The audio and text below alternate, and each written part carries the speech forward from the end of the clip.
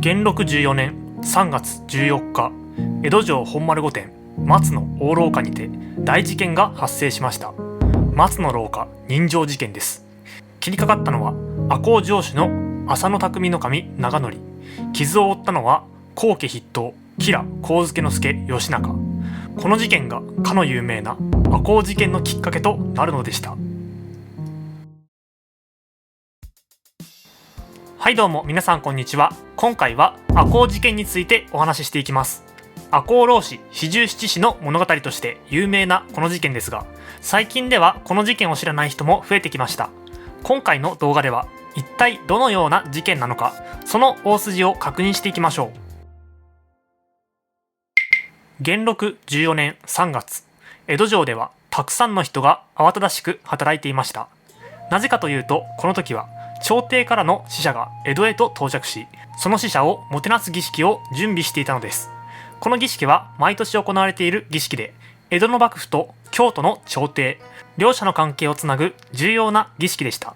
この使者をもてなす役を任されたのが赤穂城主浅野匠守長則です。赤穂城というのは兵庫県赤穂市にあるお城です。この城の城主だったのが浅野匠守という人物で、彼がこの事件の重要人物になっていきます。この浅野匠守の指南役となったのが吉良上野介義仲でした。つまり2人の関係は上司と部下、吉良が浅野に儀式について教えるという関係でした。もしかしたらその指導が厳しすぎて、部下の浅野が上司の吉良を憎むという構図が出来上がっていたのかもしれません。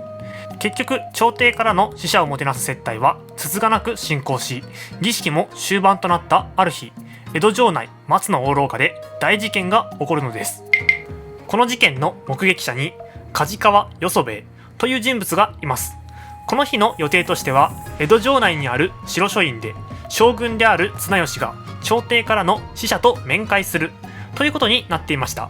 そのような時に梶川が松の大廊下に立っていると、浅野匠守が大広間の方から、吉良上野介が城書院の方からやってきました。すると松の大廊下に、この間の遺恨覚えたるかという叫び声が響き渡ります。声がした方向を見てみると、浅野匠守が吉良上野介を切りつけているところでした。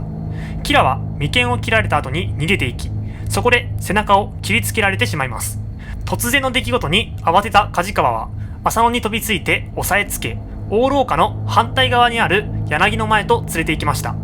こうなると江戸城は大騒動です。江戸城の中で刀を抜くだけで重罪なのに、人を傷つけるなど言語道断。この騒動を聞いた当時の将軍徳川綱吉は激怒。朝廷との大事な儀式のある日に何事か。そう言って即刻浅野匠守に切腹を命じ、その日のうちに執行されました。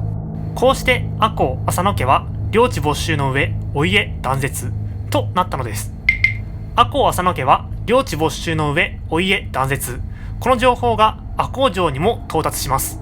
第一の使いで松の大廊下事件のことが、第二の使いで主君が切腹したことが伝わりました。これに起こったのが浅野家の家臣たちです。なぜかというと、浅野匠守は切腹だったのに対して吉良上野介はお咎めなしだったからです。吉良は江戸城内であることに配慮して刀を抜かなかったので、当然といえば当然の処置なのですが、浅野家の家臣たちは、もちろん吉良を襲った浅野も悪い、しかし吉良はお咎めなしというのは納得がいかないと考えて、おとなしく城を明け渡すか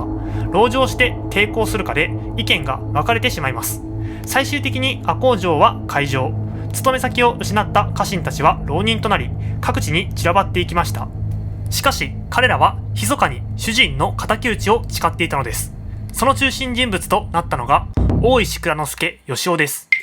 大石内蔵助は赤穂藩の家老、つまり赤穂藩の中で最も重要な役職についていた人物です。彼も他の藩士たちと同じく赤穂を引き上げており、京都郊外にある山科へと移りました。その後浅野家のお家再興を願っていろいろと活動したようですが、結局お家再興は認められず、主人の無念を果たすべく慎重に吉良暗殺の復讐計画を進め始めるのです。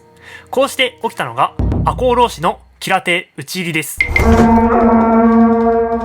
この頃吉良上野介はすでに家督を譲って隠居しており、両国にある屋敷に住んでいました。赤穂浪士四十七士は最終的に1キロほど東に離れた場所に集合。ここから主君の敵討ちのため吉良邸へと向かいます。この時時刻は深夜4時過ぎ、辺りは寝静まっており暗闇の中での出発でした。吉良邸の脇に到着した赤穂浪士はここで二手に分かれます。表門からは大石蔵之介率いる軍勢、裏門からはその長男である大石力率いる軍勢が討ち入りました。長屋にはしごをかけて屋根から乗り込んだ彼らは吉良邸の中に突入。寝静まっているところに突然の討ち入りだったので多くの武士が対応できず次々と討ち取られていきます。しかし吉良の寝室はもぬけの殻。どんなに探しても肝心の吉良がいません。もしや取り逃してしまったのか、そう思って焦る気持ちはありましたが逃げられるわけがないと考えて時間をかけて探していきました。すると台所の横に小部屋があるのを見つけます。その部屋を開けてみて槍で突いたところ何者かが飛び出してきました。見ると額に主君がつけた傷があります。吉良でした。見つかってしまった吉良はしばし抵抗しましたが最終的には殺されて首を切られてしまうのです。こうして夜が明けた頃、赤穂浪士たちは主君の敵討ちを遂げ吉良邸を後にしていきます。隅田川を渡り以前赤穂藩の上屋敷だった場所を通り対立を組んで向かうのは高輪にある泉岳寺、主君浅野匠の神の墓があるお寺です。昨日まで誰も知らない寺だったと言われるようなこのお寺は討ち入りを聞いた江戸中の人々が見物に現れて一夜にして江戸で最も有名な寺となりました。主君の仇を討った赤穂浪士たちは吉良の首を主君の墓に備えて焼香した後に自ら出頭、幕府の裁判に身を委ねるとして自首しました。これを聞いた綱吉は主君への忠義を守ろうとする武士がまだいたとはと言って大いに喜んで赤穂浪士は義士である、ゆっくり処分を考えるため保留という判決をしました。世論的には赤穂浪士に同情する声が大きかったため彼らの処分はなかなか決まりませんでしたが1ヶ月以上経った後結局彼らは切腹を命じられます。斬首ではなく切腹です。